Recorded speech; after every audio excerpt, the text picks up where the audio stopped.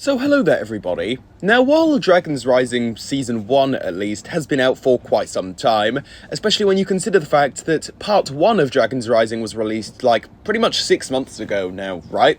Yeah, I think that's right to say. Honestly, I'm kind of having doubts myself believing that it was that long ago, but yeah, it's actually been that long. Time really does fly. And obviously since then we've also had Part 2 released to us over the past month, 2 or so months, you know, around that kind of time period. So it's been a fair while, I would say, especially when you consider the fact that the Ninjago community does move pretty quickly. People are extremely passionate, they completely dissect one Ninjago season, enjoy it, and then basically move on to the next, waiting for the new year to roll in so that we can start getting more and more information surrounding the upcoming season.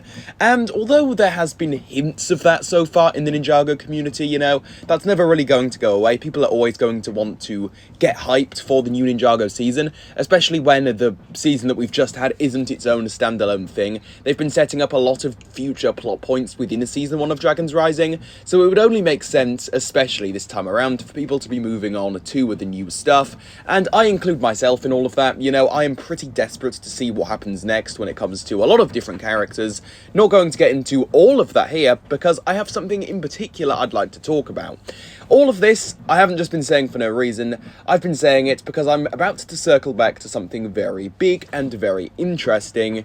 But, again, despite myself included wanting to find out a lot more when it comes to Season 2 of Dragon's Rising, I find myself circling back to the stuff we already have released officially, because, again, although there is so much interesting stuff that's set to be happening in the future, there is still a lot of interesting stuff that we can talk about from Season 1 of Dragon's Rising, which is actually kind of a spectacular thing because it's been out for quite some time now.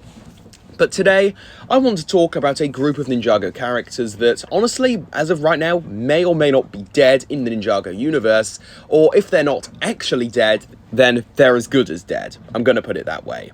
Now, that may sound really sadistic, and I suppose that, honestly, it kind of is really sadistic of me to say something like that, but I'm talking about these guys up on screen now, the old, if you want to call them that, the old, OG, original Elemental Masters. The characters that were first introduced within Season 4, Tournament of Elements, as other Elemental Masters that were going to be, of course, competing within the Tournament of Elements. Luckily, they then managed to, I guess, sort of become a mainstay, although they never had the spotlight as much as Skylar herself did, or characters like Dareth, characters like Ronin. They never really had that, and I guess that, you know, just throwing a big theory out there, a big reason for that was just because there was such a big group of them. I guess the Ninjago writers didn't know how they wanted to, I suppose, even things out among them, because it would be quite awkward having an entire group of side characters when there's this many of them. It would be hard to really focus in on all of them, so I understand that. But of course, when it comes to Dragon's Rising, we have a lot of new Elemental Masters, and we are going to be getting even more in the future, of course, coming from Cinder, the new Elemental Master of Smoke. But from what we have in Season 1, we already have a new Master of Wind.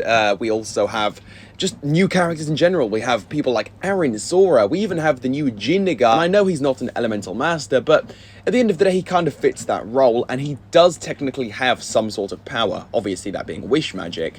So I guess that the question is always going to be here, and that is the question of, well, what's really the need for these old Elemental Masters? Because, again, Dragon's Rising has been introducing so many brand new characters with their own set of powers, even if they're not technically elemental powers, they're still powers. So what is the need for characters like Shade, Tox, Griffin Turner? What is their purpose nowadays? And that's an interesting question to be had. When it comes to what I personally think right now, if we look at what, again, Dragon's Rising is shaping up to be from what we currently know so far, then I would go ahead and say that there's not really that much need for them. They do almost seem a little bit pointless. Is this definitely going to be true, though? Is this, like, confirmed? Well, no, of course not. This is just based off of what I personally believe in so far. In general, and, again, just as a possibility, anything could really change when it comes to the future of Dragon's Rising, and Doc and the other people behind the show may have something entirely different planned to what I'm personally thinking myself right now.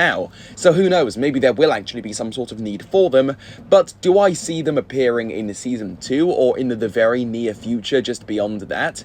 Well, I'm gonna go ahead and say it. Honestly, no, not really. I just do not see the need for these old Elemental powers and masters to really return. And it's also even more interesting knowing that Ash, a character that was part of this original Elemental Master group, well, he doesn't really have his powers anymore, as they have essentially travelled to a brand new character, of course, called Cinder, who is going to be working under Lord Raz. So it definitely raises the question, what actually happened to them, and what happened to Ash? Is he dead? Are all of them dead somehow? Did the merge kill them all off, and, you know, their powers went to new characters who we're going to be seeing more of in Dragons Rising? Again, we don't know. There are so many questions, but ultimately, when it really comes down to it, simplifying all of this, do I see a need for the Elemental Masters as of right now? No. And do I see them appearing in any way, shape or form in the near future? Also no. So, if they're not actually in-universe dead, are they as good as dead?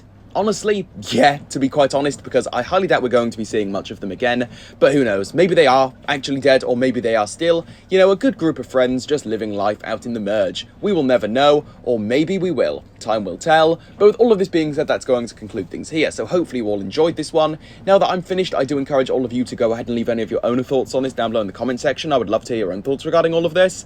As I always say though, if you did end up enjoying today's video, please do go ahead and drop a like on it, it really helps me out. Subscribe to my channel for more.